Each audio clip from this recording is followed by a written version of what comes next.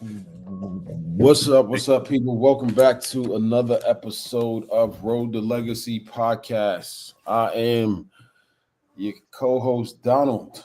We Marty got Marty Mark. in the house. And brother Reed, Curtis Reed, dropping your black fact on you. Uh, the year is 1879, and Benjamin Pap Singleton, you can consider the Moses of a movement called the Exodusters, which was a movement to a liberation movement, if you will, in 1879 of black people, masses of black people, tens of thousands. The numbers range from 40,000 to anywhere up to 100,000. But that's optimistic. Benjamin Pap Singleton, who you see on your screen now, led 40,000 to Kansas himself in particular. So the Exoduster movement was a movement of free black communities forming, forming and seeking to exodus or leave out of the South, the Jim Crow South, which began the moment Reconstruction ended in 1877. So 2 years later, you have a mass migration of African Americans leaving the South and headed towards not just Kansas, but the Great Plains in general, what we call flyover country today, or the heartland of America, right? They moved to the Midwest. They moved to the mid dead center of the country, that being Kansas. Nicodemus, Kansas was one major location that we migrated to, and at least six other major black communities from Blackdom, New Mexico. Check that out, Blackdom, New Mexico, all the way to Sully County. Sully County was in South Dakota. DeWitt, Nebraska, Deerfield, Colorado, right? From Illinois to Indiana, all throughout. The Exoduster movement was massive for its time, but ultimately was deemed a failure because we did not leave in the numbers that we wanted, right? That we hoped for and expected. So 50,000 is minute, right? It's minute to the 3.9 million slaves that were just freed and stuff not too long ago. All right, so the majority of black people have always, from the Great Migration, which the Exoduster movement is a predecessor to, all the way up until the present day, our largest numbers remain, African American numbers remain in the South, but it is great to see the origin of civil rights, if you will, against Jim Crow, and that you could date back to the Exoduster movement of 1879.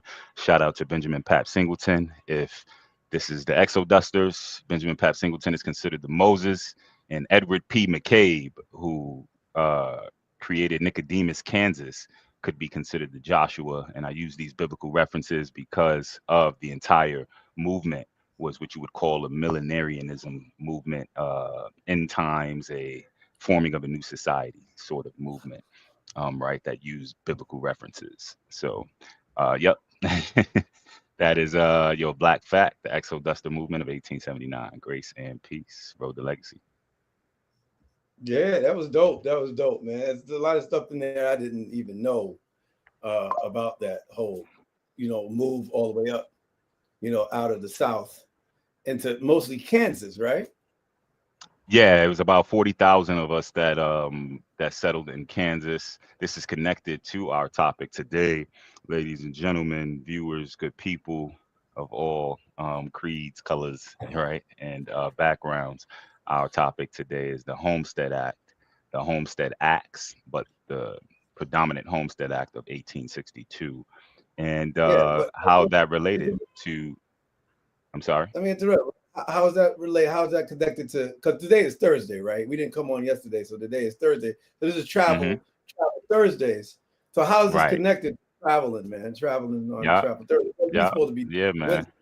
I missed it, but now we're back on travel Thursday. So yeah, tell us Yeah. what's up to do with Well, my everything. brother is a couple gun jumpers, as I always say. He jumped the gun. I was just getting to it. And he took the sentence out of my mouth in the That's form of a how I roll. question Right and there. stuff. Nah, it's cool. But yeah, no, it's connected to travel, because this is that necessary travel, right? That they say black people don't travel, and the numbers sort of bear out in many ways to this day.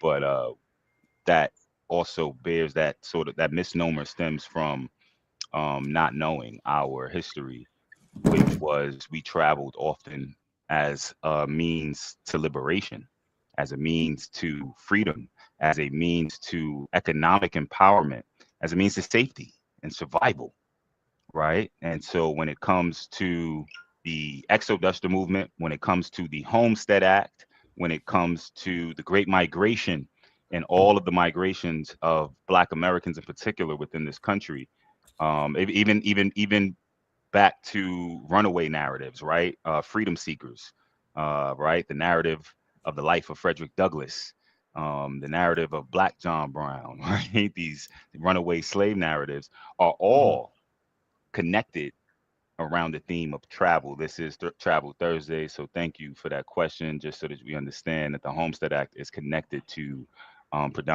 primarily connected to our traveling or migrating out of the South and just migrating towards economic opportunity, which was in the Great Plains or the dead center of the country. Yeah, that's just it's just amazing to me how that traveling and how the Homestead Act and exodusters and making those moves just can come over to what's going on today. How things are happening today when it comes, and it reminds me just when you were talking about it, in the back of my mind, I just started thinking about the Green Book and how even though it has really maybe nothing to do with what we're talking about now, it does have something to do with what we're talking about now, because people had to travel and be safe and so forth and so on. With that Green Book was, telling people where to go, Black people where to go as they traveled through the South and through the Midwest. And it's just shocking to me how this just continues to go on and on and on. I'm thinking about in the future, what we're gonna do when we ride in spaceships. You know what I'm saying? Are we gonna have to be safe? Will we get pulled over by the space cops, and that will be profiling the outside of our spaceship? I don't know. Elon Musk said we gotta travel to Mars anyway. But I'm just bruh, we just had it's just the amazing second. how that just continues to happen. We just had the second company. I'm sorry to cut it just to that quick. Can you hear me or no? Yeah, we can hear you. You're good. Okay. And apologies to cut across, but just on that little point about going to Mars, man, we just had the second, I think, private company land on the moon, and CNN was, dropping the story, and they was like, yeah, well, and they didn't. It's not people that landed on the moon, right? It's probe or whatever, right? That landed on the moon, and nonetheless, though. It's the second private company, I believe, to ever do that. And they said, why is it, it seems like just a small number. It's all these years. I would have thought more people have gone to the moon. And so the NASA experts are like, yeah, it's not easy. It's a hard thing to do. It's a reason why it's not happened so much. It's not an easy thing to do. And that's the moon, right? That's what we can see, right, with our naked eye, that they have calculated, and it's not easy to get to back and forth. So, like Neil deGrasse Tyson says, man, if you can muster the technology to get to Mars, right? I'm trying to do my Neil deGrasse impression, but if you can muster the technology, right, to get to Mars and terraform the planet to make it like Earth, then you can fix Earth. What's the problem, right? Like, if you can go and terraform, you can get to the planet. Hold up. You can get to the planet and enough fuel. You calculated all that to get back. But then once you got there, you've learned how to terraform the planet to make it pretty much as close to Earth's atmosphere and the water that we need, all of that. Yeah. Then we've got a problem if we can't fix the planet that we know for sure works for us and stuff, right? But I had to just divert us quick fast. Speaking of Homestead, right? This whole thing is our home. It's not a diversion. It's true, man. I mean, we can't fix the situations here, then we're just gonna repeat it on Moon or Mars. Right. Mars. Just like you could go to Kansas, but Mississippi gonna catch up with you. Homestead Act. Right. You could go to Illinois, right? But Texas is gonna catch up with you. Alabama, South Carolina is gonna find you in Chicago. Go ahead, though, brother. The things that you said just now about Mississippi catching up with you. I was watching the documentary yesterday as we were, studying this looking as I was looking at the Exodusters and the Homestead Act and all that stuff, and still Mississippi still has the ghost of being the worst place for African Americans, Black people to live. Still, to this day, that hasn't changed. No, and Kentucky, still West Virginia is like still, and they're all poor there, but it's the worst place for people of Black people to live in America is Mississippi and West Virginia, where those people ran from to get to the Midwest, and it's just so and that was what year was the Homestead Act and the Exodusters move? What year was that? Homestead Act 1862, Exoduster movement 1879. There was a second Homestead Act before that Exoduster movement to protect the African Americans, to try to give them more opportunity, give teeth to the original Homestead Act of 1862, and so they created the Southern Homestead Act of 1866. Right. Yes. And here we are in 2025. Well, you see how you said originally, right? Like you brought up, I think you might have brought up gentrification, or I forgot what was the modern thing you brought up, but you said it may have nothing to do with nothing, right? Like with this, but yet it got a little something to do with it, right? Was it gentrification, your example? My bad. I might be. You're asking Mark. You're asking us. No. Yeah, he had brought up something. I'm asking y'all. I didn't say gentrification. I said I can't remember what I said. It was me who said the similarities between the Homestead Act back then and gentrification right now. How, just speaking about Mississippi, for example, 15% of Mississippi residents are permanently barred from voting. Mm-hmm. Jackson is no joke. Yeah, it's crazy. That's about 130,000 Black voters, and that's 16% of Mississippi. But in terms of gentrification of communities and neighborhoods, what's happening? Let's look at Brooklyn, for example. How many Bed-Stuy is the most or the first part of Brooklyn that became integrated, or not integrated, but became gentrified? You had a lot of people, speaking about the Midwest, a lot of people from the Midwest moving into Brooklyn. And what was happening, or what happened, is you get larger income moving into communities, and now people who are living with low wages can't afford to pay the rent for these new developments that's happening. You also have that what's the lottery called? New York City Housing Connect, and they say that they have all of this affordable housing for people who are of a low income. But if you look at where that income ratio starts, you got to be making like 50,000. You got to have good credit. And it's crazy. It's actually, that's low income these days. New York, I was telling a young man that yesterday. Yeah, it's crazy. So what was considered affordable is no longer affordable. And so what happens to the community? What happened in Bed-Stuy, Fort Greene, Clinton Hill, you name it, just in Brooklyn alone, low income people are being pushed out when you have these new developments being built in communities that were predominantly of melanated folk. They can't afford to move into these new developments, and so they're being pushed out. Landlords are raising the rents, so it's interesting how the Homestead Act is still taking place current time. It's crazy. Yep.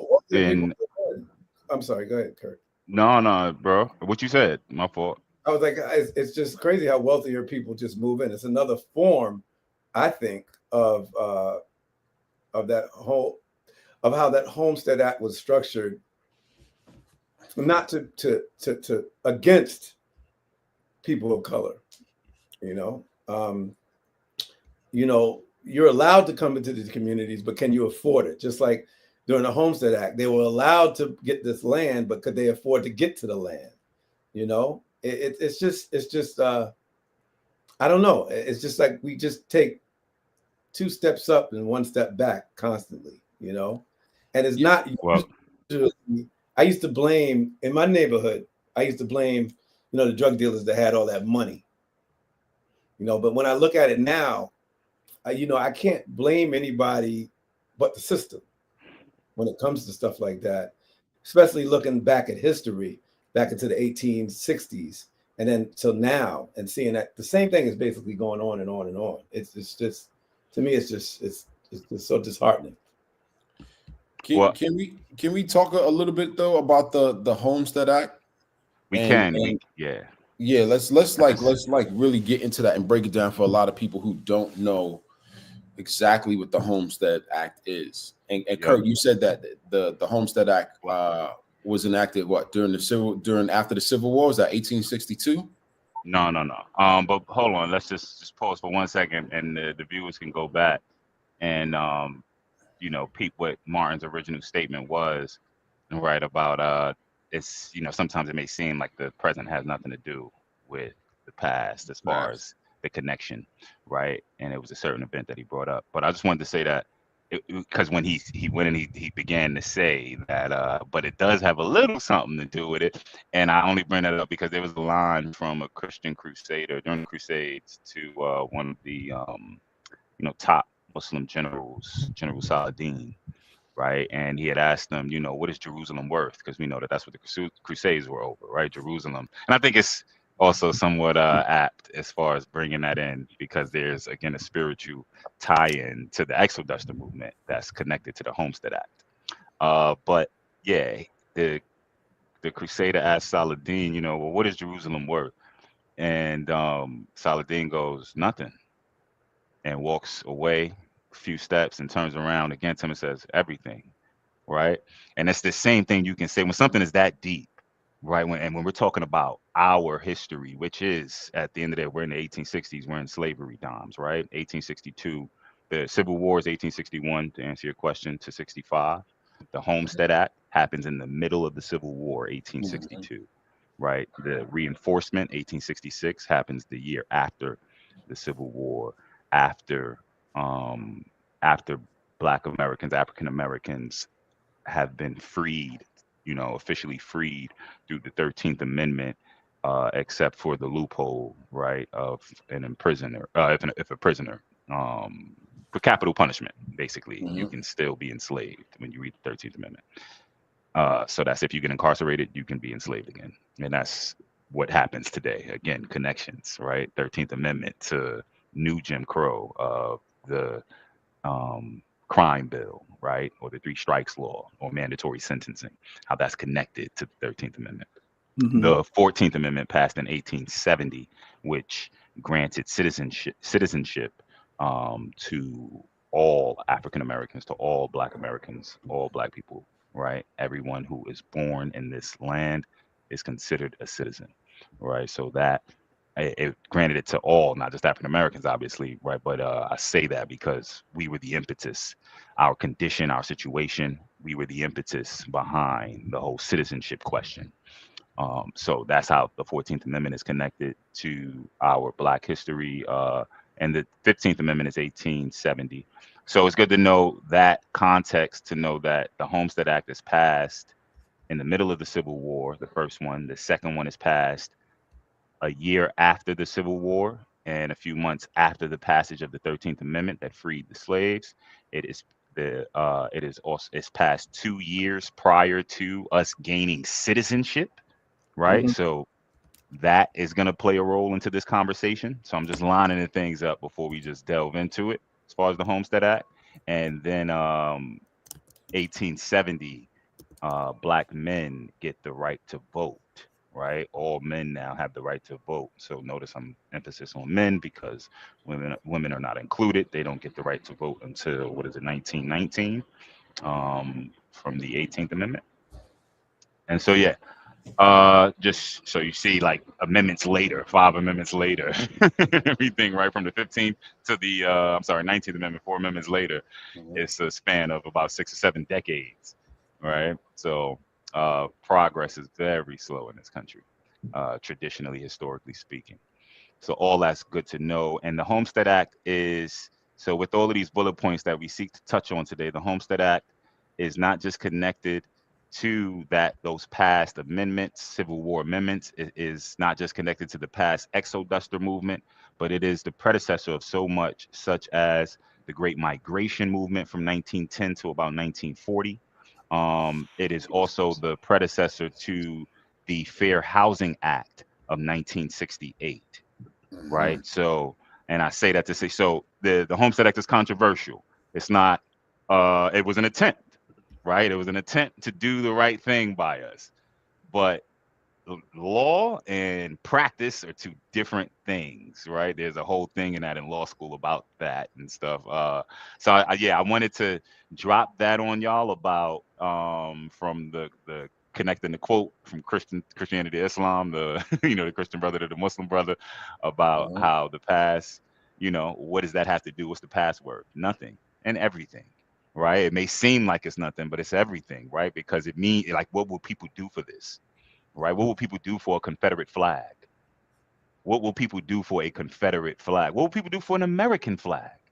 Right? The past and the present, everything and stuff. So nothing and everything. But lastly, just wanted to say Mississippi, when I was a teacher, y'all, in the charter school system, I wanted to always hammer that home as far as the roles that Mississippi and Alabama played, in particular in slavery and in the civil rights movement, showing them documentaries such as Spies of Mississippi, right?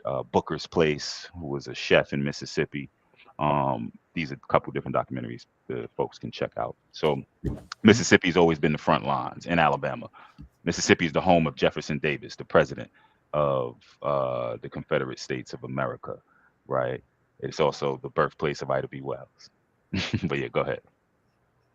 Yeah, but I just wanted to kind of go back into the Homestead Act some more, just to kind of break it down and what it was and what were the requirements to help go a little bit deeper into what you were saying and the explanations that you were giving for African Americans. So it was 160 acres of free land in the Western Territories. 160 acres? 160 acres of free land. In total? U.S. citizens the opportunity to claim 160 acres of free land. Per citizen? Per citizen. Not in total. Just for clarity, not in total. You were able to claim up to 160 acres of free land. Where was this land? Throughout the Midwest, Western Territories. So what makes up the Midwest is the question. What states make up the Midwest? So, just to further flesh out what you said, 160 acres. In total, I believe there was, as far as the land available to give out, I believe it was about 1.6 million acres. So that's how they broke that down into the 160 per however many folks, I forget, that they felt like they could accept into this program, right? Whoever applied, and it was crucial that it did not exclude. We need to read the Homestead Act or put that up for the viewers, but that it did not. It's crucial that it did not exclude persons of color in the law. So, man, oh snap, we got opportunity. But go ahead. No, I was just gonna say what makes up the Midwest. What states? Like, what are those territories? Right. Illinois, Indiana, Iowa. Illinois, right? Yep. That's Illinois, silent. Indiana, Iowa, Kansas, Michigan, Minnesota, Missouri, Nebraska, North Dakota, Ohio, South Dakota, and Wisconsin. That's a lot. That's a lot of land to be given away, right? And then you had to be 21 years or older. You had to be a U.S. citizen. You had to live on the land and farm it, and you had to pay a small registration fee. Right. And so to your point, Kurt, yes, it was 270 million acres of land in total that was given away. Crazy. Now, the question that I have about that is since African Americans at that time were just coming out of slavery, also fighting the Civil War. We had a conversation about this yesterday. Did you need to be educated at all in order to claim this land? Was it necessary for you to be able to read or be literate? This is a question I'm Is that for asking me to or all. Martin? It's just Anyone? it's Martin, chime in, King. Trying to. Oh, This is yeah, your topic you wanted to touch on. Yeah. well, I really don't know. I really don't know if you had to be educated, but I do know that in order to read the paperwork, in order to not get taken advantage of, because some people separate themselves since it was 18 something. They think that people weren't fraudulent back in those days, just like they are now when it comes to this internet. When it came to actually doing the math on the land or how much land you're getting.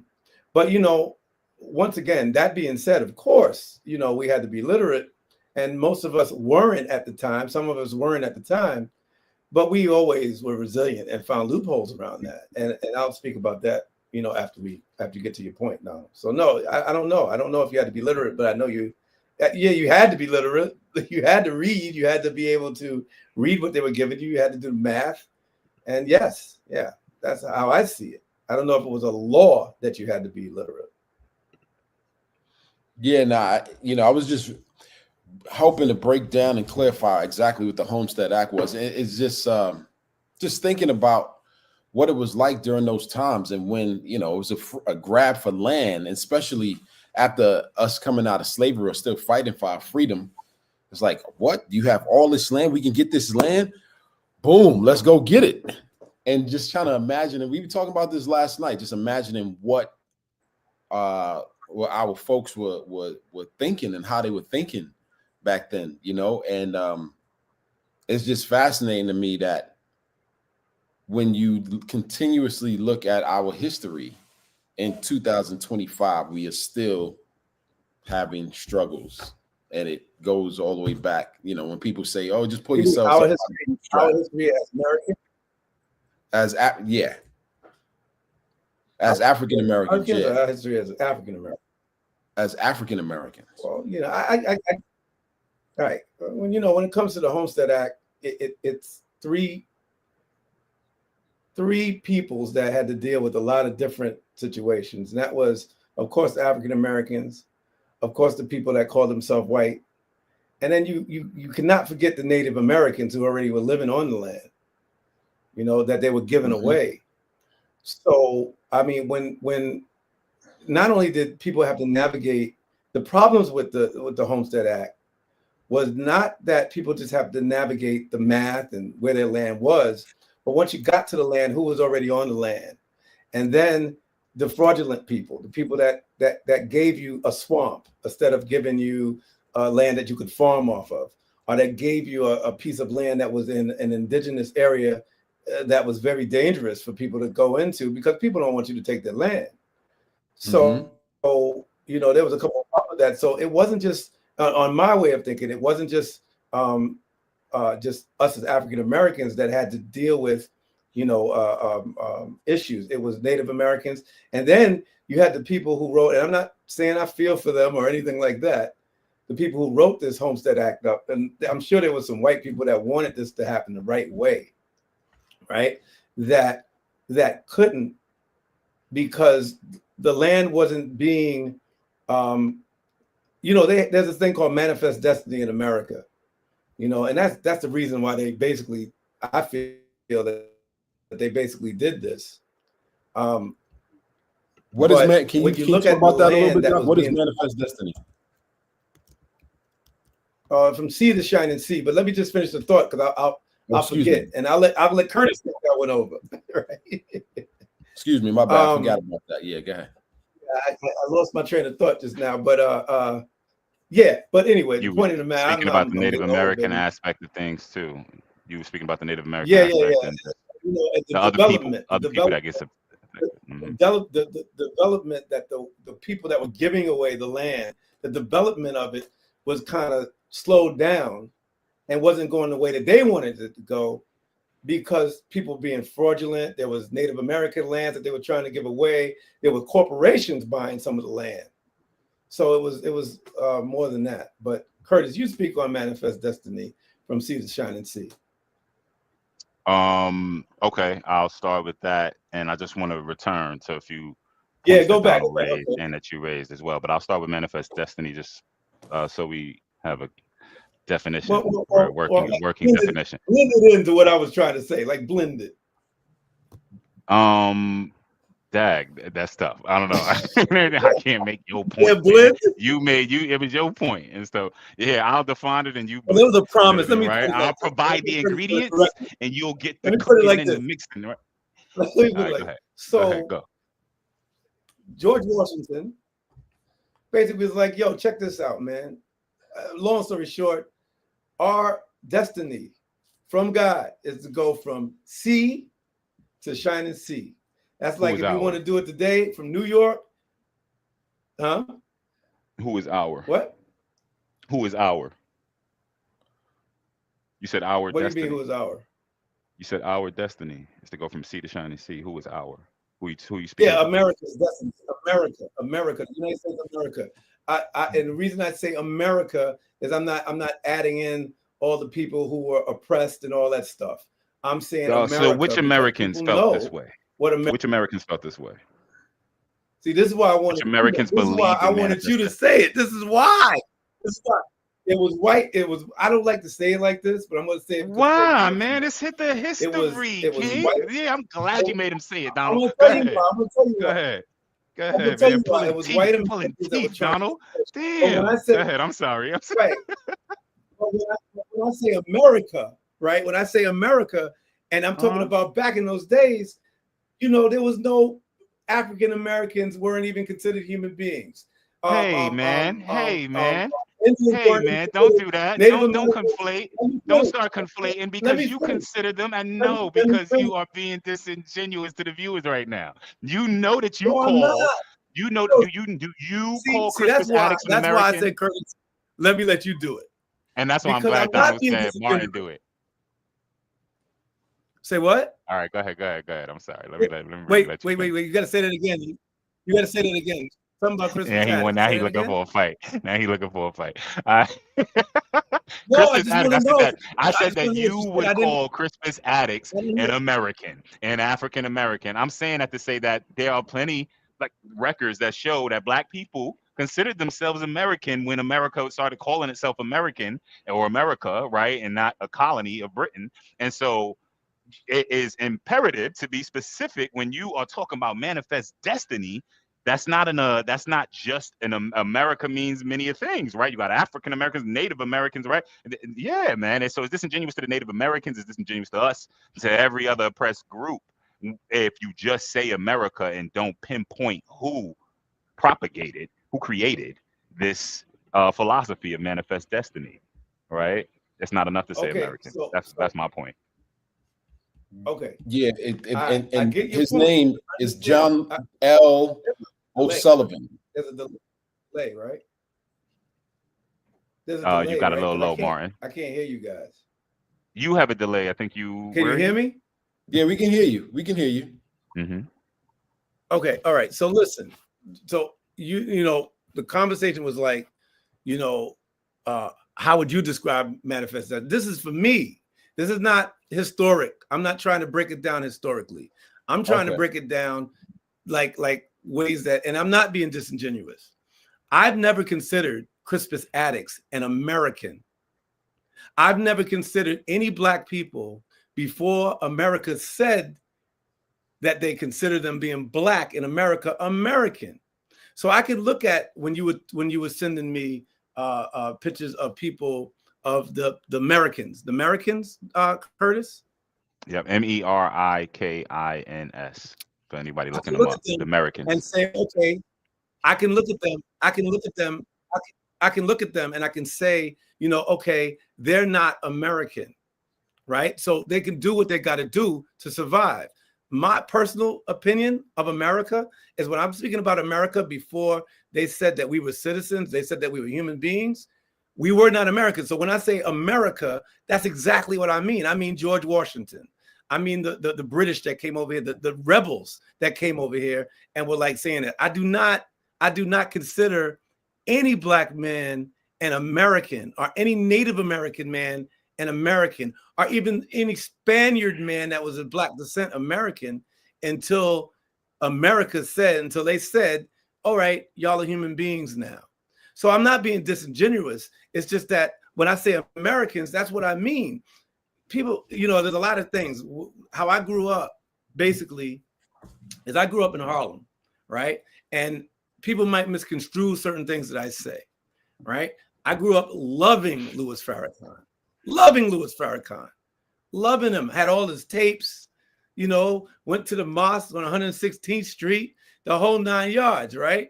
So I don't, it might sound like I'm saying, I don't want to say white, but it's, but again, you hear me say, both of y'all hear me say this all the time.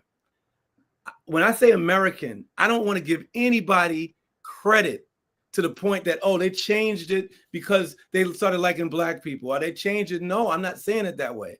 What I'm saying is that they were American, and Americans said, the people with the power said from sea to shining sea. I'm saying that the people who had power were like, we're going to do whatever we have to do to get it. We're going to kill all the Native Americans. We're going to enslave all African Americans. We're going to spend a lot of money on the way we look and the way we want things going on. That's why I call them Americans. They're Americans. Now, I'm an American now, but they were Americans then. My people, my ancestors weren't Americans then. They were enslaved people. They weren't even slaves. They were enslaved people that came from a place. So when I say Americans, those Americans back in those days, maybe that will suffice. I say those Americans. But the Americans back then, in those days, wanted manifest destiny. Yo, God said that we're going to go from here to there and ain't nothing going to stop us. That was John L. O'Sullivan who came up with that term, by the way. So the idea was the idea of basically white supremacy. So I don't think that I have to say the white man. I don't think I have to say that over and over again when everybody knows what America, and people who don't know, right?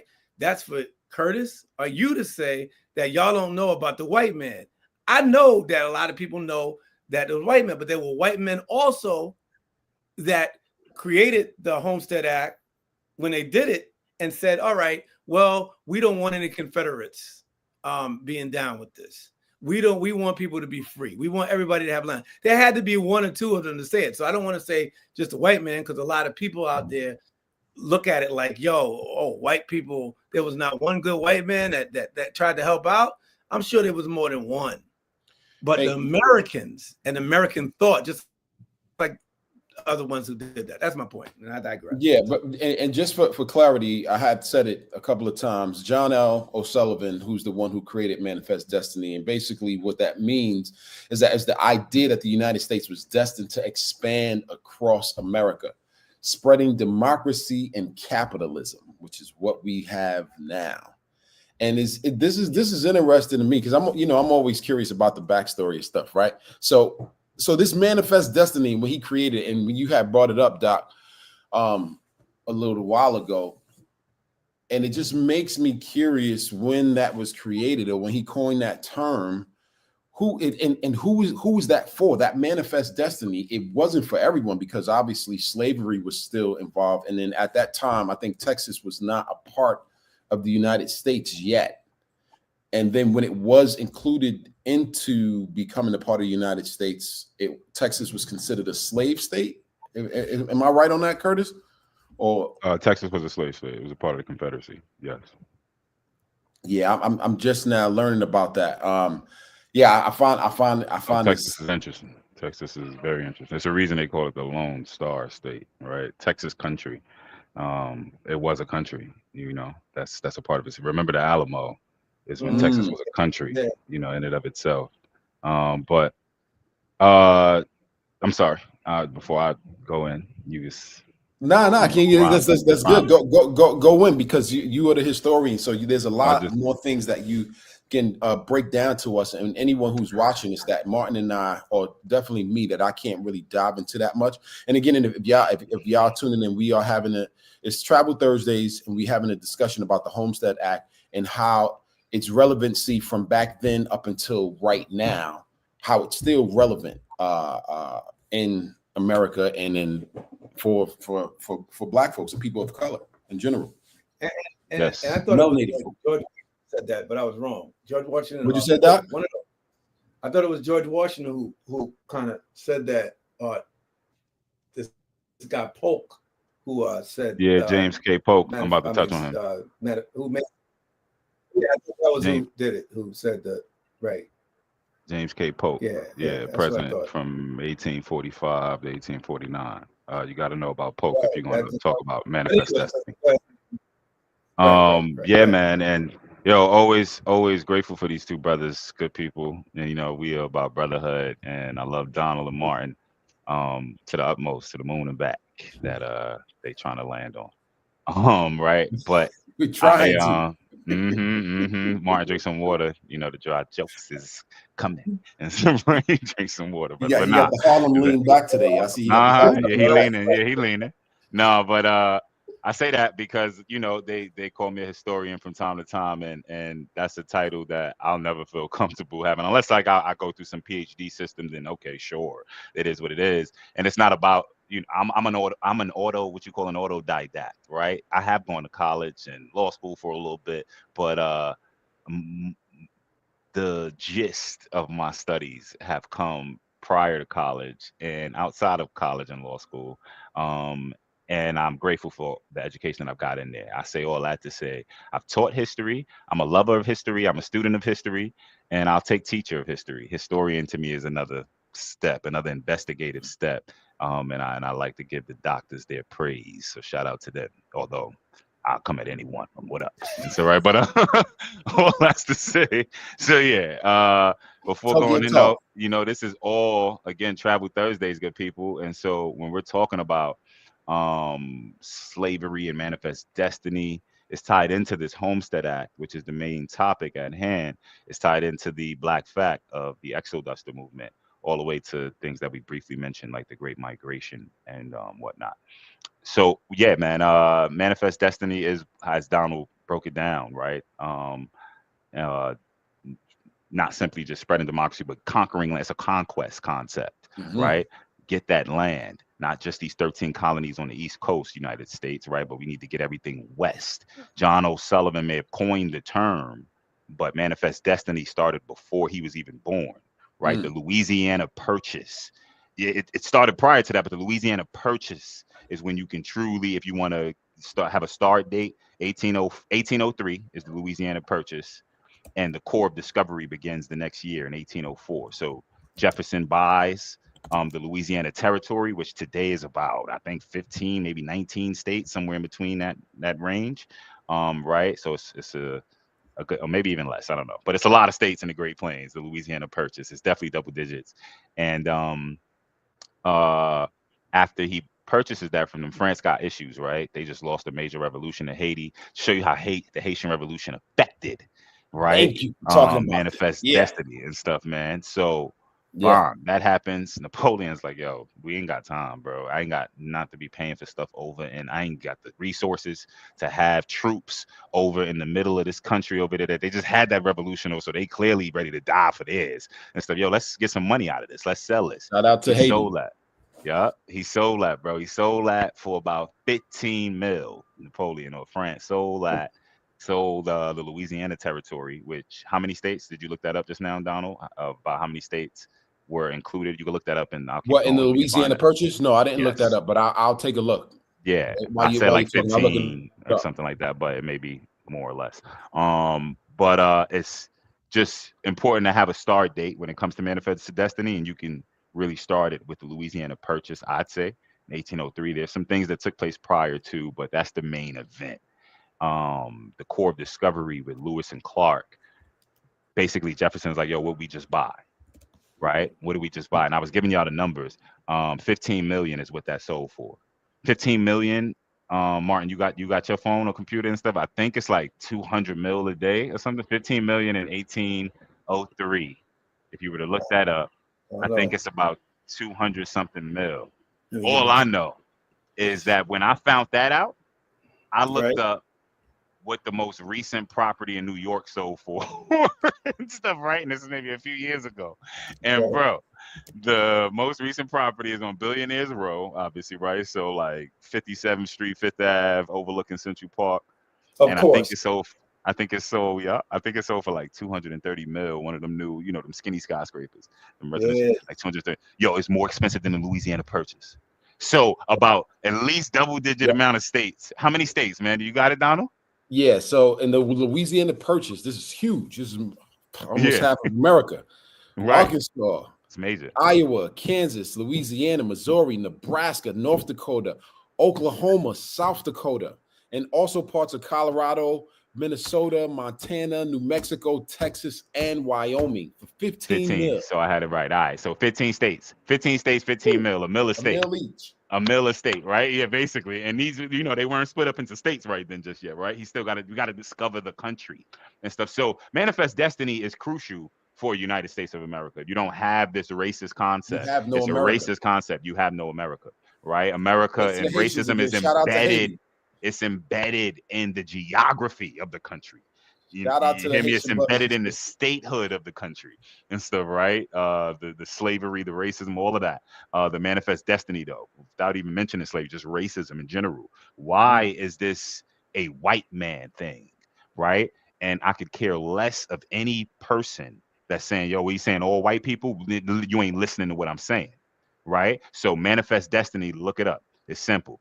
But if that ain't enough, right? Just in case it's not seeming racist enough, then look up the white man's burden. Google the white man's burden, and you'll see that it goes hand in hand with manifest destiny, right? And this is a concept created by one of my favorite poets. Wrote one of my favorite poems called If, right? If by Rudyard Kipling. Rudyard Kipling Rudyard Kipling, man, the white man's burden. And so, right, and this is Yep. about it's connected. It's a descendant of the ideology of manifest destiny, and it's connected to it at the same time because this, I think, it's connected to either the Spanish American War or the Philippine. Like, one day, maybe on the top five Tuesdays, we'll do like the top five presidents of America, meaning top five most impactful, pivotal Hey, presidents of America. can Yeah, I just interject chime real in, quick? Real, chime in. real quick. It's the belief that white people had a moral obligation to civilize and improve the lives of non-white people, often through colonization, which was seen as a benevolent act despite being explorative. Wow. And that goes to those Native American brothers and sisters, those First Nations, the indigenous of this Mm. continent, right? That Martin was speaking of. I wanted to get to that so bad and stuff, and we could jump around so much, but we touched on manifest destiny just a little bit. I would just to end manifest destiny. You need to understand at least three terms: annexation. You need to understand purchase, and you need to understand what a cession is. What does it mean to annex land? It's basically to take land, whether it's through conquest or conquering or purchasing. What does it Yep. mean to purchase land?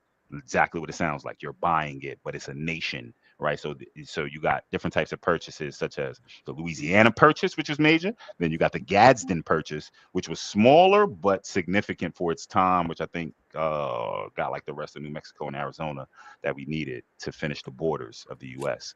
Right? So that's a whole topic just for the people out there, good people's viewers to know. You could Google. Um, I would say Google. Sometimes it's like going in a library when you're going into Google, just so you understand. And if you don't know how to search a library, if you don't know how classification systems work, then you're bound to just be anywhere. You looking for some history books, and you in the freaking I don't know, crime thriller section. I don't know, man. Martin got to do what he Hey, do. this is why they come to Yeah, Road to basically, Legacy podcast, man. This is why they come to yeah. Road to Legacy to get inspired, to be educated, and to be influenced. Let's go. My bad, King. Continue, please. I Loving it. appreciate that. Appreciate that. Yeah. So when you go to Google, I'm giving you one right now, right? But I'm not just gonna give this to you. I'm gonna, teach you how to use it. Just quick, fast. You could Google for this topic that we're talking about. Google territorial evolution. Territorial evolution of the United States. One more time for you. Google the territorial evolution of the United States. You do that, and it's going to give you these different purchases and treaties that we mentioned a little bit here. It may give you some of the acts, it may not. That's just deeper research, right? We're going in on a heavy topic called the Homestead Act, right? But Mhm. that's a part of a larger topic that can be considered territorial evolution of the U.S., or manifest destiny, right? Like it's crazy how it can wrap into so many different other topics. It could touch on land, obviously, right? Wealth, economics. It can touch on reparations because it's sort of that as well, which we haven't even hit yet. It's the right reparations, but it's kind of that in a way, right? How is the Homestead Act connected to Special Orders number 15 or the 40 acres and a mule order, if you will, right? How's the Homestead Act connected to that? Is it a way of like, all right, we didn't give them this, but maybe we can give them this and stuff? Anyways, and it's prior to that, but uh, all that's to say, so you Google that, and that'll give you different purchases. The Louisiana purchase is major. James K. Polk is major. He's the president during the Mexican-American War. That's how we get a lot of the Southwest into America. That's when Texas becomes America, part of America. So you need to know that. As far as you need to know about Louisiana Purchase for this territory that we're talking about, Oklahoma, the Dakotas. We met a Native American brother and sister. I mean, just persons, right? People, but I'm saying colloquially, brother and sister. We met. They were politicians. We met them in D.C. I mean, no, not DC. We met them at the DNC in Chicago, right? Yeah, but I didn't meet them. I actually was in the bathroom. Donald, what happened when you met them? And we're gonna come back to the Native Americans. So yeah, please. Yeah, when you start diving into who these people were, first of all, Polk, James K. Polk. James K. Polk. 11th president of the United States. That's where we get the name of Polk salad, I think. I don't know if you know about Polk. Martin knows about Polk salad. He's from the Appalachian. Yeah, but this man. That I'm dry again. This it made you laugh. It made you laugh. Yo, but check this out. He secretly purchased 13 enslaved kids while he was in office through an agent. Talk about childhood trafficking. It's crazy. He was a president. So Trump compared to him is nothing. He's a protege. Do you know who Trump had up so every president has up like a portrait of a president while they're in the Oval Office. I don't know when it started. During his first term? Yeah. I think now it's crazy, so he might have him in his first term. That's how crazy he is. But I think now he has William McKinley. It might be, but in his first term, he had Andrew Jackson. I'm pretty sure Andrew Jackson should come up if you Google it. Andrew Jackson is who Stephen Miller told him, a lot like this. Who you're gonna be like? Stephen Miller is his top philosophical dog, if y'all don't know, on the sides that they don't talk about too much. And he has survived from the first administration when too many people don't survive Trump administrations. All right. Stephen Miller is a ball stalwart there. Sorry, Martin. So that is all to say. Love my jokes. He don't love them, but I love them. But yeah, man. James K. Polk essentially is the protege of Andrew Jackson. And so you brought up Trump, and that's why I wanted you to know who he aspired to, who he admired. When you're talking Andrew Jackson, you're talking what are you talking about? That like what would you say is one defining moment of his presidency? You could say a few things. Andrew Jackson is in the top 10 of presidents that impacted this country to this day. If you don't know, right? As racist as it gets. But Andrew Jackson was horrible, man. He owned hundreds of slaves. He did. Hundreds. Hundreds. Give me defining moment. Give me defining moment. Can you give us defining moment? Let's see. What you and that's not even dismissing that heavy stuff that you just said, which he owned hundreds of slaves, right? But that goes all the way up until Lincoln, essentially. Outside of John Adams, every president owned slaves up until the 16th president, Abraham Lincoln. All of them owned slaves. Outside of the second, John Adams and Abraham Lincoln, they all owned slaves. It's just how many, right? And Jefferson takes the cake. Spoiler alert. Yo, he's nah. Please. This is So what are you getting as the defining act of him owning so many slaves?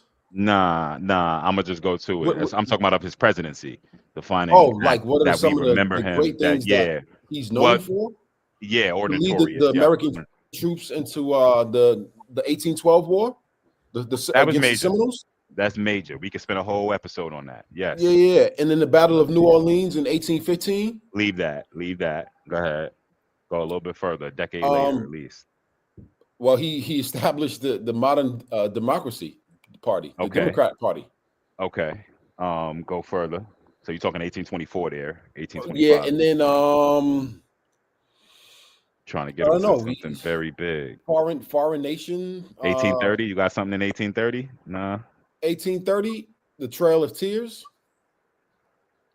or the Martin, North you know what the Nation Trail of Council. Tears is? Native Which American Trail of Tears. Yes, sir. Yeah, that's the Indian Removal Act. That's when they basically that's like the genocide of Native Americans, basically.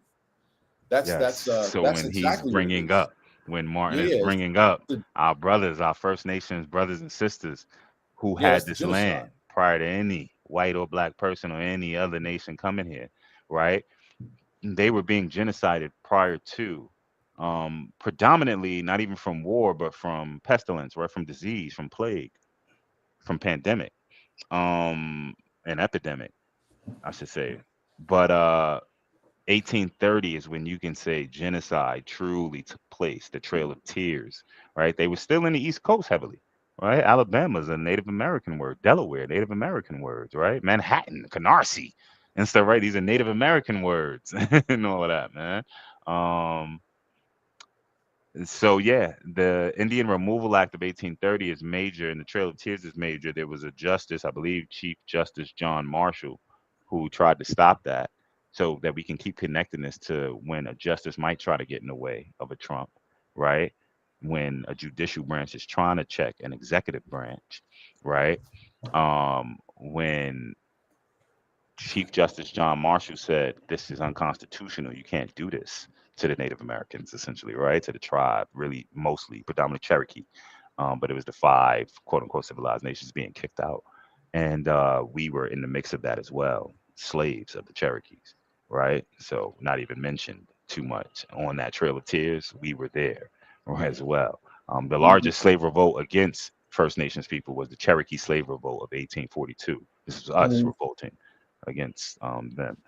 But we're gonna come back to that black Indian relationship a little bit as well, just quick fast. But yeah, man, that happened in 1830 as far as that Indian Removal Act, and then the Trail of Tears, and that pushes a lot of Native Americans west. Not that you already got some right west and Midwest.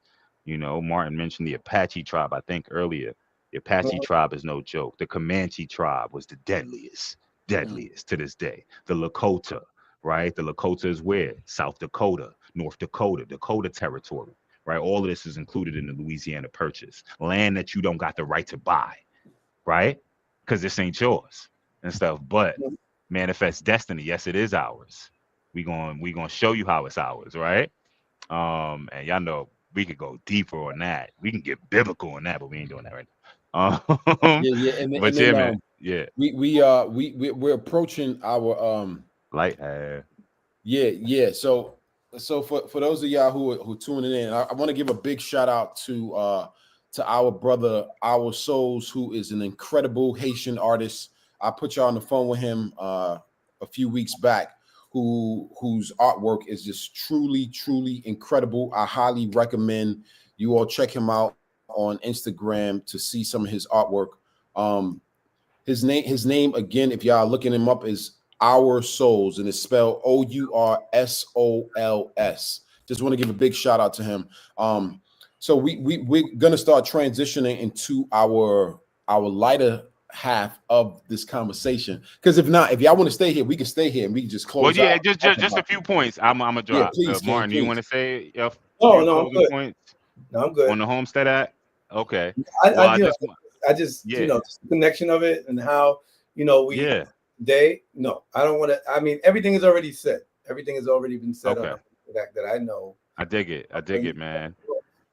Well, some of the things that y'all could look up on this, and I'm gonna have some stuff to say, but you could look up Black Homesteader Movement or Black Homesteaders. Google that. Google homesteading. Homesteading. STEADING, homesteading by African Americans, right? So I'm teaching you how to travel through this online library, right? It's a Dewey classification system that's unspoken, and so. But when you go to all of these links that I mentioned, especially on the Wikipedia pages, always scroll down. Always scroll down to the See Also section. Scroll down to the See Also section, hit that. You'll probably find some related links. Always scroll down to the references, because Wikipedia is not, it's great, but it's also volunteer based in the sense of I can just put up anything if I wanted to. Who started the Right. Civil War? Jesus Christ. Right? I could put that up until it gets taken down. And I think they've gotten far better at taking stuff down now than, let's say, a decade ago. But so just having that research literacy, if you will, on how to look things up, that's a little bit of that for you. But some things, highlights that I wanted to point out about the Homestead Act just prior to doing that is Martin mentioned the Native American brothers and sisters. I wanted to speak on what I said about them, but I also wanted to say that there's a role. So when you're talking about African Americans, Black people in our history in this country, right? It is like every other nation. It is not monolithic, not like every other group demographic. It is not monolithic, but unlike any other group, it is the most complex.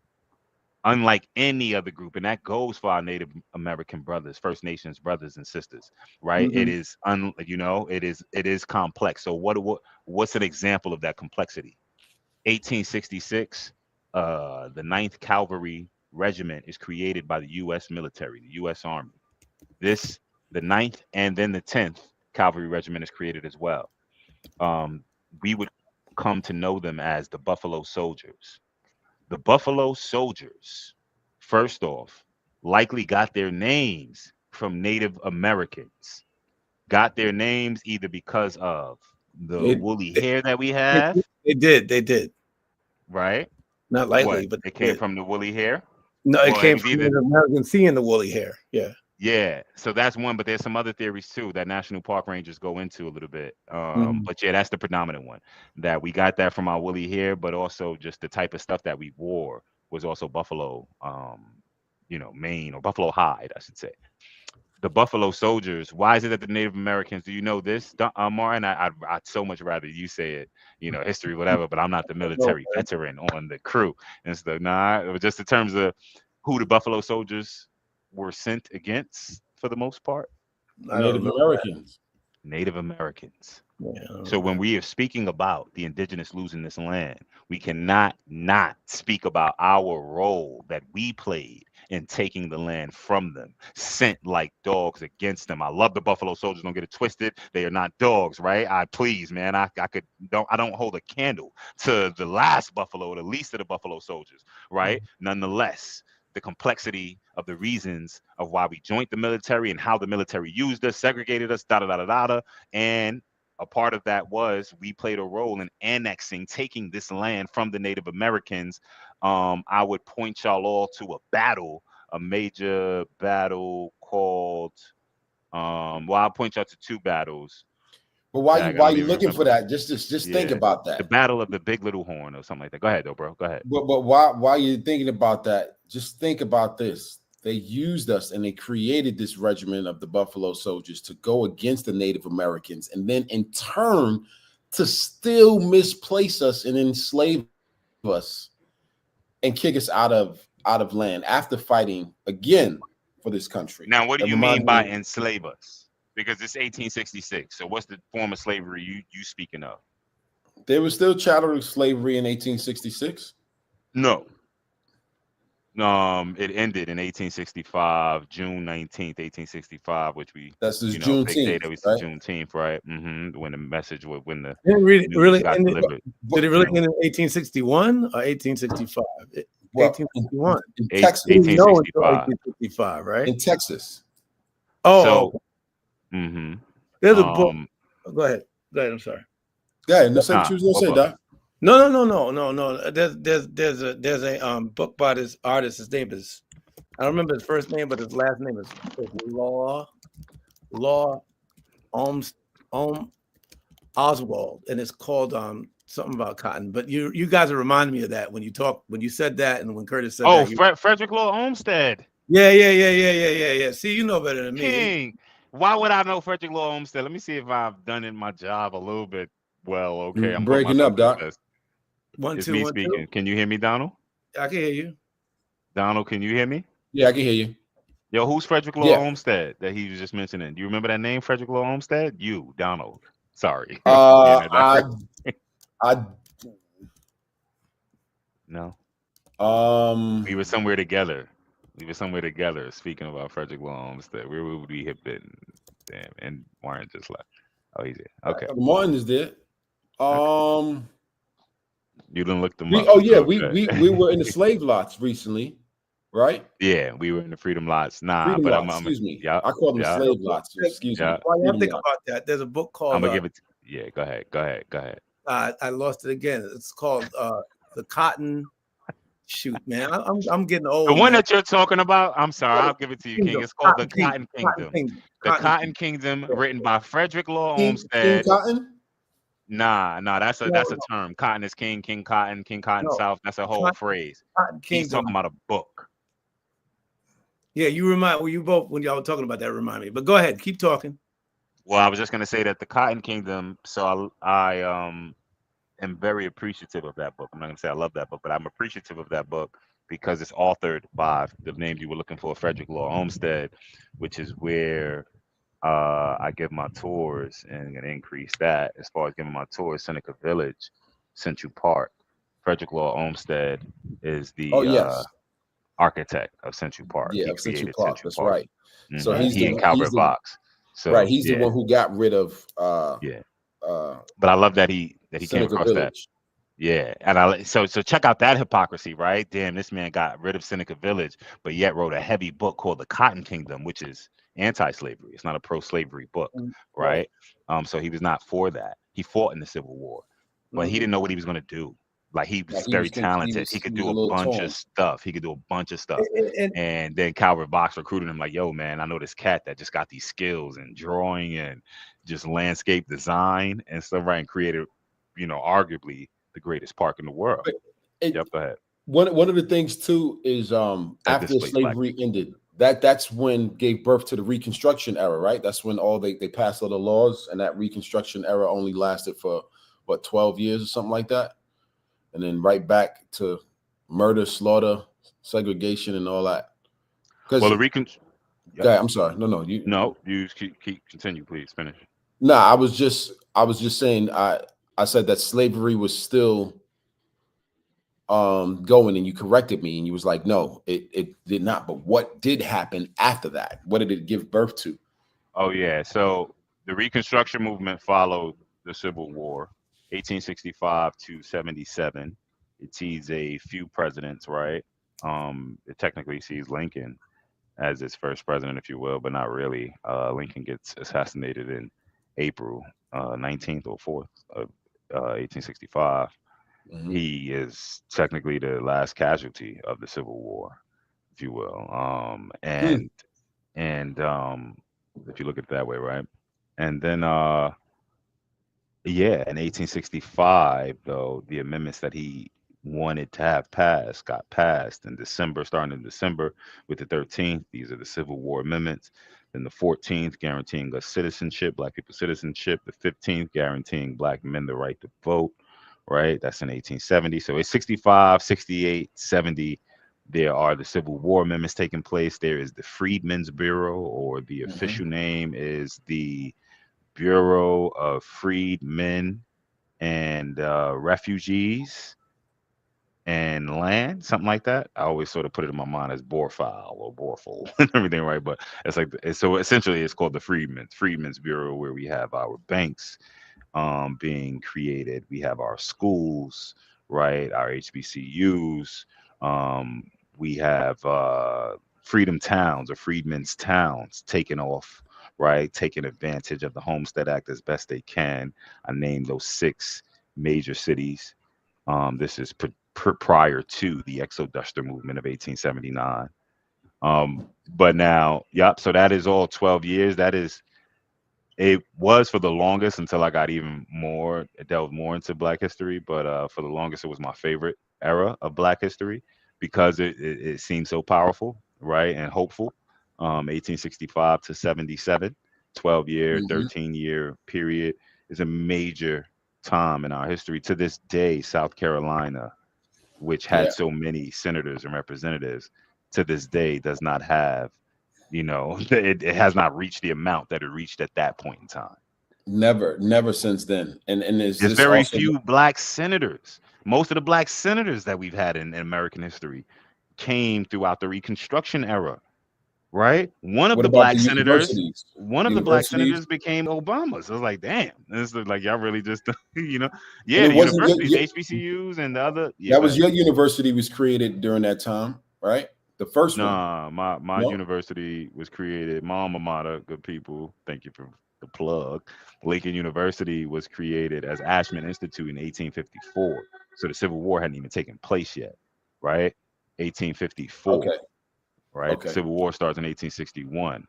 My university we called it the first, and I still am always going to call it the first.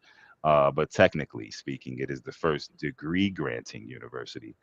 Why we call it the first is because you go to a university for a degree. So Right. yeah, if you weren't doing that, you were a high school. Sorry, but shade. Nah, this is when Cheney hit me like, you good?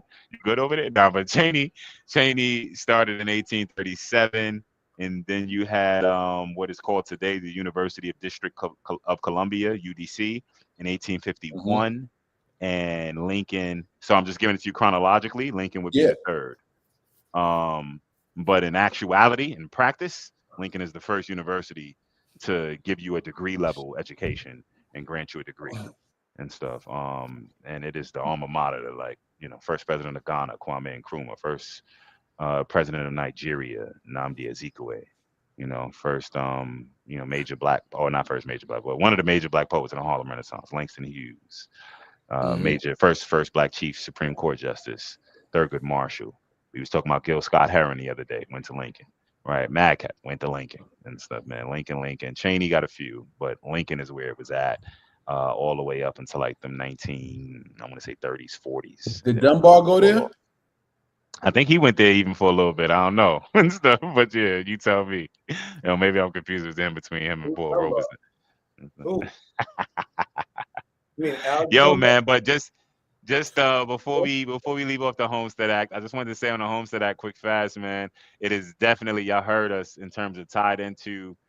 You have to see as far as the positives that we could have gotten and somewhat got out of it at times, right? A few things that are so black and white. So use Hmm. nuance. Use nuance when you're investigating the truth and researching your past and history, all of that stuff. Use nuance. Martin is always great for trying to add nuance into the discussion right now. This ain't just some black white thing. No, you don't know about the other oppressed groups. You don't know about the white Hmm. people that was helping white abolitionists, which is all valid points and stuff, right? But nuance is what we're about too, in that You know, E. most of them didn't want Byron. equality, even though most of them did not Yeah, want man. equality. Yeah, and that's where I talk about in this topic. And y'all told you I'm working on Underground Railroad history and stuff, but the amorality of slavery, not immorality, which is evil, and it was, but amorality is for all, not just the evil, but the Abraham Lincolns that can be considering sending you to freaking Panama, given all the work that you done put in. Y'all just want to Hmm. keep the union together and stuff, right? So you ain't even thinking about freeing me because this is just evil, right? That's It's just, no, how do I keep people immorality. together? How do I keep my country What together? would you say, That's when Doc? it's called. Would you say, No, go Doc? ahead. Can you come closer to the mic? I can't. I didn't hear what you said. I think that should be a Hmm. t-shirt, amorality. But go ahead. Come on, you. Oh yeah. Go Yeah, ahead. Go ahead. man. Yeah. Nah, immorality is without morals. Amorality. So immoral is against morals, like evil, right? Moral is Oh, good, you know. but the thing about that is that when we talked about what Andrew Jackson, to understand why he was, just to say that he I was forgot. bad, he was Yeah, I'm glad rude, you brought it back up. that he was a horrible person, You you can't got to do that. understand why he was like that, man. I mean, that, Well, you can't just do that either, though. Yeah, go ahead, though. people think He's that some not just people, that. Like, it's hard to do that. yeah, but You there's a wouldn't reason have an why he had, America without an Andrew Jackson. right. But this is what I'm trying to say. is that the reason why America's thought about those people back in the days, Andrew Jackson was in the Army, and he was a thuggest of one of Can you come closer to the mic, Doc? You can't hear me? Yeah, we but hear just you was so mad. much better. Yeah, and your camera's dusty too. Maybe no, I you're think dry. it's the sun in the back. I think it's the sun. I got a lot of light in this room.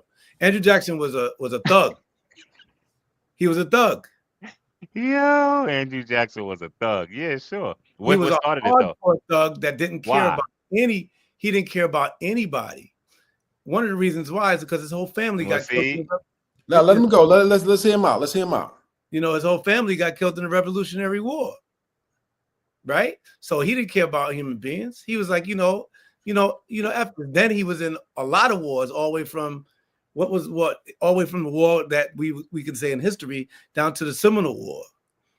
He was fighting constantly. He had a disease. He had, I don't think it was smallpox, but he had something like one of the diseases that he gave those Native Americans. He had caught smallpox. He caught smallpox. Yeah, he had that. He had been in prison. He had to rescue, I think, a family member a couple of times. But the point of the matter is that he was a thug, so he had no heart. You see what I'm saying? So when you look at somebody like Trump and these other presidents who come like now talking about we're strong America, we're this, we're that, they have no idea what they're talking about and how they had and what these how these guys became so corrupt and so hardcore, vicious and so savage, is because they were doing it because of stuff that they had gone through. And I think that's sometimes the way America thinks. We think like, and I'm talking about all of America. Go ahead, Kurt. I'm sorry. What were you going to say? No, I thank you for saying that, man. And because you had brought Jackson back up, and that was what I'd never concluded or hit the point with, which was that the connection between Jackson, murderer. Most of them dudes back then had to be like that. And they let that lead. But then when you was just speaking about what reminded me is the last person we were speaking about, who may have gone through the same things, but his what he experienced in his life was different than somebody like Andrew Jackson. What are you speaking about? What's the last person we just was speaking about just right before I started talking? Oh shoot! I see. That's where I got to get better on that. But not Polk. No, we weren't talking about him. No, that was a long time ago. But I'm just talking about people's character and how their morals are built when they're young to when they get to that position of power and what to do with it. Like, Trump went through something in his life. Now he's in a position of power. He's acting like a baby, right? Where these guys with him. Yeah, go ahead. With Andrew Jackson, when Chief Justice John Marshall said he had put the law in that you can't do this, Andrew Jackson said, and it's disputed that he actually said this, but it's essentially the actions. His actions said this was that Chief Justice basically said, well, Chief Justice John Marshall has rendered his ruling. Now come let him enforce it. Yeah. Right. Like what you gonna do? What you gonna do at the end? Yeah. And so as far as stubbed out gangster, no doubt. Right. But he was at the same time, right? And this is why I'm not about giving the story and what I always try to do with my students. Nah, bro, I ain't gonna just give you the stories. I ain't gonna let you out here saying, yo, Lincoln didn't free no slaves. Lincoln didn't free no. Nah, I'm gonna give you the full story. Right. Stuff, right? Prior to Emancipation Proclamation and after, right? And causes and consequences, right? So full story and stuff. Let's not, we view history often with our 2025 eyes, right? With our 2025 eyes. And it's like, nah, man, go back into the 1800s and think about this time. Now, how would any of us be if I saw my family get killed by these redcoats, right? These British red soldiers. How'd I be, right? If I saw that happen. Then secondly, I'm hiding. This Andrew Jackson story, him and I think his little brother. Yeah, He was the eldest of all the kids. They had like 9 brothers and sisters or something, right? He's the eldest. But him and I think like one of his brothers or whatever, they made it, but they got caught by the redcoats. Redcoats say, get down here and stuff, right? They come down. What the redcoats said, He said, yo, these 3 words he would never forget, right? That's Andrew Jackson. And this ain't to ever. I don't care damn about any of these cats, right? As far as glorifying, you view them as your enemy. I want you to know the story, the full story, know the nuance. And if Trump is an enemy and he's like an Andrew Jackson and stuff, right, then know the story, right? Right, And and that's so my point, Jackson, right. yeah, exactly. And so Jackson came down with his brother and they said, and one of the soldiers, he said, lick my boots. The 3 words he'd never forget ever in his life, right? He said, lick my boots. And they said that basically he looked up at him. Like Jackson looked up at him and everything with freaking anger. It's just the thug in him and stuff, right? Like, with anger. And the soldier got tight just from the look and swiped his sword at him. Jackson caught it, right? He caught the sword. He quit. With his hand. With his hand, but it still caught him like right here in his eyebrow. And he always had a scar, forever. Jackson was no joke, bro. And as a general, right? I don't rock with Lee. I don't rock with freaking what's his name, Stonewall Jackson. I don't rock with none of these cats and stuff, right? And I don't rock with Nathan Bedford Forrest. Look these men up. But I respect the gang. I don't rock with Robert Moses, but I respect the gangster. That's all I'm saying in terms of the skill set. And okay, I see how we were dominated throughout the decades and centuries. I see how, right? And look at Jackson. You see a man that, okay, we're going to get these Black Seminoles, all the Seminoles, right? But the Black Seminole Wars, which started in 18, with the War of 1812, 1815, all the way to the 1840s. The Seminole tribe is no joke either. It's great to know about in terms of the war. Huh? This is when presidents was fighting. Yeah, this is when this is King David type stuff, man. The Civil War changed that, or at least the first war where generals are leading from behind. It's the first war of modern wars. It's important to know that. Now, like I said, I'm not, like you said, Curtis, I'm not on Jackson's side, but you have to know the whole story and how it happened. So now the question would be that, and this is, I'm just asking it, if we were back in those days and we were free men and one of our boys was one of them, would you own some slaves? Because we were talking about how he owned a whole bunch of children slaves. Now, in order to make the money back in those days, or to say you had a lot of money or to invest your money, these men were buying cheap baby slaves and watching them grow and then passing them on to their families. Would you? Oh, he froze. The devil came in right before I asked that question. Yeah, go ahead. Finish saying what you were saying now. Would you own some slaves if you were in a position? Now, he was a thug, so of course he's gonna own some slaves. But if you was Black and you were, would you own some slaves? Would you buy some slaves for your investment would you do it? I would hope. I would extremely, strongly, desperately hope, prayerfully hope that I would be the type of man in the 19th century during the War of 1812 that you're speaking of to join the Americans that you mentioned. The Americans was a military group underneath what you would call the Corps of Colonial Marines that took the British up on their offer. It took them British up on their offer of freedom for fighting for us and for our side. I would hope that I would have done that. So you wouldn't own them. You wouldn't buy any slaves. I could only tell you that I would hope that my spirit is the same as it is today. That this is when the biblical side of me come out. The spirit of the prophets is subject unto the prophets. 1 Corinthians 14:40. No, you wouldn't buy. I would hope that I would be a fighter, not some damn sellout, right? And so there are reasons. There are reasons why we purchase slaves. Just to be clear, right? I love that topic. I don't shy away from it like many people do as far as Black slaveholders goes, because I love the complex topics. I love the unsung heroes. I want to know about Anthony Johnson. I want to know about Antoine de Bucklet, both slave owners, right? But I want to know about Free Frank McWhorter, a slave owner. But what kind of slave owner was Free Frank McWhorter? You had the profit-oriented Black slave owner, and you had the family-oriented slave owner, meaning I had to do that in order to free my family. It was easier for me to buy my family than free them based off the laws. So would you buy only like a Free Frank? Only like a Free Frank? That's two answers. So that's a correct answer. Wait, whatever. It sounds like you're trying to force him to say something else. No, let me. Yeah, I want to get to you. Martin would be buying them damn slaves. What my idea was Curtis to say what he said and then let you answer the question and not go into the whole Free Frank Water situation and all that. because he's a slaveholder on paper. If you look up black slaveholders, Free Frank is gonna come up. But what would you do? You said you would hope, but you would probably be the one that would go to the British. On the side of the British. Yeah, and what would you do, Doug? You know what? To be completely honest, I think I would do something like a John Brown. I would pose them as slaves. I would purchase them and pose them as slaves and then revolt. That's what I believe that I would do.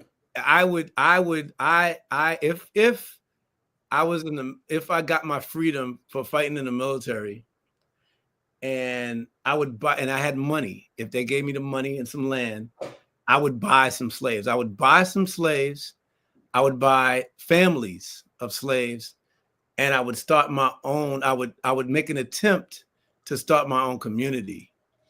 And if I had political power, a little political, somebody like this crazy dude behind me, like Jackson, somebody behind me, I would ask for their protections, but keep my left eye, my third eye open just to make sure they didn't do it. And I would die. I would probably get killed for that, but I would buy the slaves because I couldn't. The thing that got me about slavery back in those days, just I'm going to finish because we're getting short in time, was that the separations of families. Mm-hmm. That was the worst out of all. I mean, the rapes were horrible, but the separation of families was like it broke us all down to the stuff that. So I would buy slaves, and I would create some type of system where they can learn how to read in my compound and all that other stuff. So that's what I would have done. I mean, and I'm sure that like Curtis was saying, I'm sure people like Free Frank or whatever, people were actually doing that. But that's what I would do. Yeah, I just put in the chat asking our viewers. We have about 3 people that's up in here, all friends and fam. And thank y'all for popping in. I just put a question. If you lived during that time, would you own slaves? I haven't got a response back yet because I don't know how it's not showing everything in real time. Yeah. So I mean, and that's a like. I mean, I would be happy because I would be with my family, or people that had. Or if I had lost my family, I would be around people who had family that could teach me what family is about. And that's the problem with Andrew Jackson. He didn't have no freaking family. He was bugged out, but he was a thuggish thug, but he was bugged out. And I like to, put things like that in layman's terms because people can't believe that. And I was telling one of my old team members, his name was Tony Fant, who's a big time freaking Andrew Jackson fan. And we were talking one day and I was telling him, he's a white dude that runs hotels. Oh, he's a historian. Did you know that? I did not know that. Wow. So what if you who's a historian? Say that again. Love to bust his ass in some history, but I'd have got fired. If you and Donald send him 3 historic books, he might cry in front of you. Wait, who's this? Say that again. Say that again. He said Tony Fant. I'm sorry. Go ahead. You heard him, right? Tony Fant, who ran 3 of the hotels in New York City that we work with, because that's what he says. You work with me, okay, right? And I take it for what it is. You know what I'm saying? He was a historian, and the reason I could get into those rooms, and Donald could tell you, the reason I could get into those rooms and talk to him so freely is because I knew this. And one of the things I knew because we started together. We started in the hotel together, and he got married at the same time I got married, the whole 9 yards. So I knew this. But Andrew Jackson, I gave him the book of Andrew Jackson. And he basically cried because he didn't have this edition, and I knew this edition.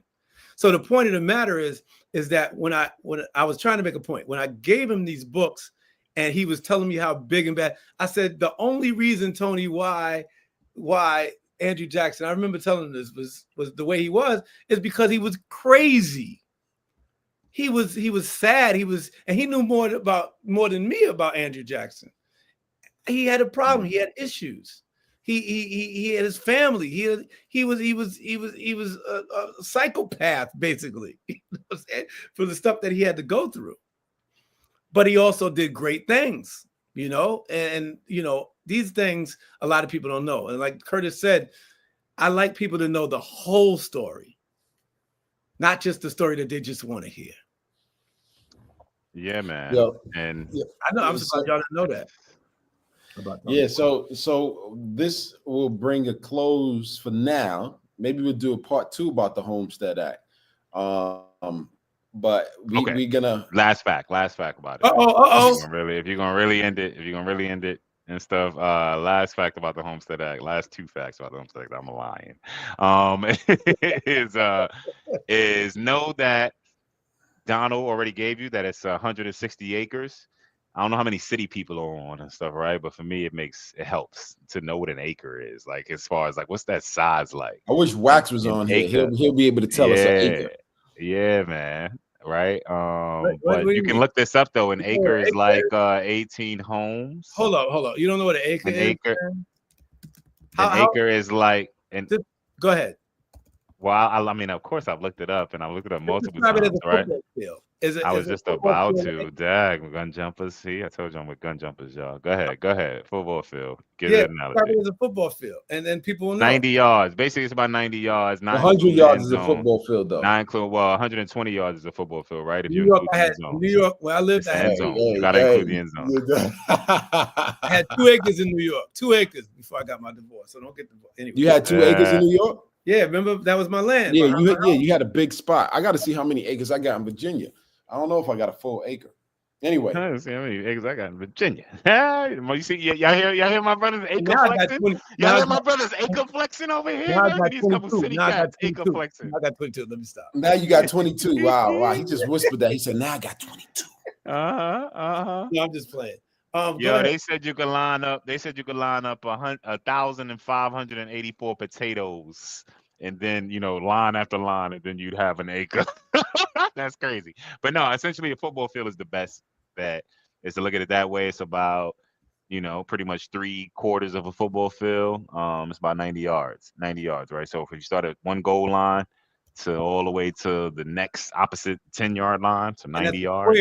And that's a grid, it's a square. Yeah, there you go, man. So it's good to know that as far as like how much land we're talking about when you're saying millions of acres or 160 acres per person.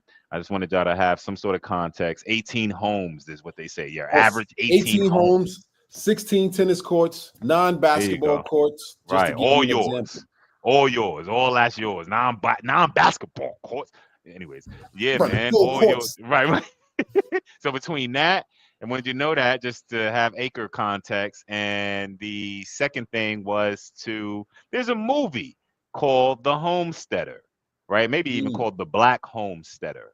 And it is by the first Black filmmaker. We have a filmmaker on staff and stuff. Our founder brother, Donald and stuff. So he needs to know Oscar.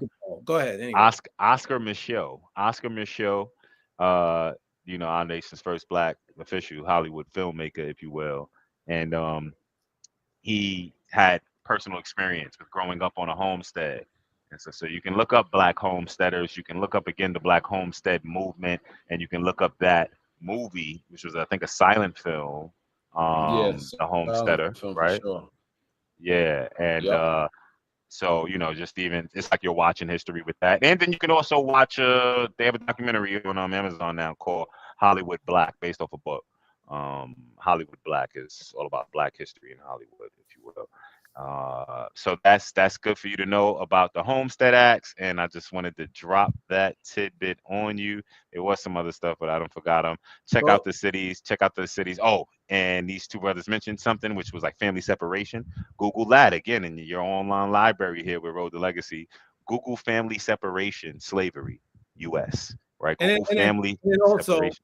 Right, and also families look into who you are and where you are and where your families live and where they came from. My mother's from the deep South, my father's from New York. Try to find out why, your ancestors would be from New York and then some would be from down south, and why they're from the Midwest, and some people went to LA. My aunt just passed away. She was 100 years old. She lived in California, married a Cherokee Indian, my Uncle John, and then now she wants to be buried back in New York. But there's look into your own stuff. You can find history within yourself. You could find so many things within yourself, and where you come from and how it all works and why you are. Cherokee or Blackfoot? I thought you said you was Blackfoot yesterday. My mother's was Blackfoot, and that's in Appalachian Mountains. Okay. California, my Love it. aunt married Cherokee. He wasn't our blood, but she married. She was African American woman who moved to California and married this very prominent Native American man, my Uncle John, in California. And she did a lot of work. She's a great human being. She's a quilter, all that stuff, quilting stories. Love it. She combined, just we're going to go now, but she combined her African American way of quilting with Native American way of quilting when she met her husband. Anyway, but yeah, Homestead Act. Background. Yeah. Research your background, because we all from somewhere. Even though African Americans don't know exactly where they're from, we know where we're from. That's right. And that was the last, as you know, to your point, it was emancipation ads. Y'all can Google that. Emancipation ads, post Civil War. Basically, it was family reunification ads, right? Looking for your family after you got out, of slavery in the Civil War. So these are all things that we can look at. But we don't have to be left in the dark about so much of this, because meticulous records were kept in certain stances. Maybe not birth certificates and things like that, but land deeds, U.S. censuses, right? You're going to find out a lot of that information, but newspapers, things like that. So family reunification ads, post-emancipation, something like that, or after emancipation, you will find things like that as far as opportunities goes, let alone all of the Homestead Act literature. But yeah, man, good topics. It was a great conversation, man. And I'm just gonna see if I could quickly, yeah, probably won't be able to get it up now. But anyway, we are back on, ladies and gentlemen. If you enjoyed this conversation, we will be back on, God willing. Today is Thursday. We were gonna do Freedom Fridays, but we will most likely be back on our Spiritual Sundays. I don't know what it's called exactly, but we'll be back on Spiritual Sundays. We'll try to Spiritual Sundays. Yeah, we will try to. Well, what happened? What was it? Is or it isn't?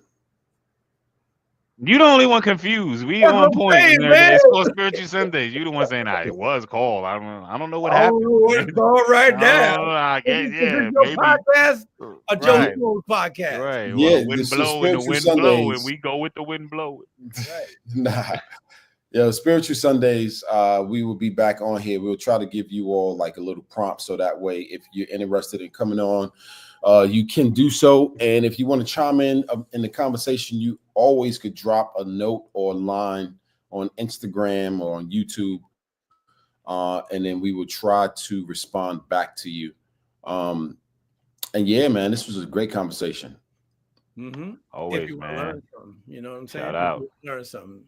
Inspiring conversation, educational conversation, influential conversation. Right. And we, what we should do, which I'll try to do later on this evening, is maybe post a book or two on our Instagram or on our Facebook or somewhere that you should read, because what we were talking about earlier is important for people to, pick up a couple books and read. Yeah, absolutely. All right. So, and until next time. Peace. Peace, good people. Road to Legacy Podcast. Out. Peace. Out. Peace.